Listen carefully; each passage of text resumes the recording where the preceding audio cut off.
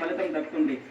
వృషభోవి మండల సవిత్ర మండల పర్యంతం యజమానస్య కుటుంబానాం క్షేమస్థైర్యధైర్యవిరోధ్యాభివృద్ధ్యర్థం ధర్మార్థగామి మోక్ష చతుర్విధ ఫలపురుషార్థ ఫల సిద్ధి ద్వారా వృషభోవి మండల సవిత్ర మండల పర్యంతం అంటే గోవు శరీరంలో ఉండేటువంటి వెంట్రుకలు తీసుకొని దాంతో సూర్యమండలానికి పేర్చుకొని పోతే ఎన్ని ఎంటుకలైతే ఆ సూర్యమండలం వరకు వస్తుందో అన్ని జన్మాలు అన్ని సంవత్సరాలు మనము బ్రహ్మలోకంలో కానీ సూర్యమండలంలో కానీ ఉండేకి అవకాశం చిక్కుతుంది. ఎందుకో ఒక కన్యం దానం చేస్తేనే.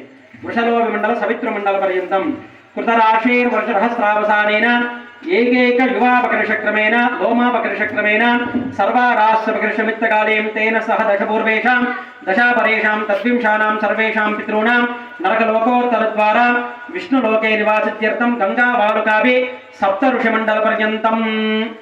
అలాగే చెప్తా ఉన్నారు ఇక్కడ గోధుమ గింజలు కానీ గంగా నది ముందర ఉండేటువంటి ఇసుక రేణులు, ఆ ఇసుక రేణుల్ని పేర్చుకొని పోతే చంద్రమండలానికి పేర్చుకొని పోతే ఎన్ని ఇసుక రేణులు ఉంటుందో అన్ని జన్మాలు అన్ని యొక్క సంవత్సరాలు మనం చంద్రమండలంలో ఉండే కానీ వైకుంఠంలో సాక్షాత్ వైకుంఠంలో నివసించే కానీ అలాగే సప్తఋషి మండలము అంటే నక్షత్ర మండలంలో సప్త ఋషులకి ఒక మండలం ఉంటుంది. ఋషులకి అరుంధతి వశిష్ఠులు కూడా ఆడే ఉంటారు, ఋషి మండలము అంటారు. అటువంటి మండలంలో ఉండేకి ఒక అవకాశం చిక్తుంది. ఎందుచేత చిక్తుంది? ఒక కన్యం దానం చేస్తేనే చిక్తుంది. కన్యాదానం చేస్తే ఆ ఫలితం వస్తుంది అనేసి చెప్తా ఉన్నారు.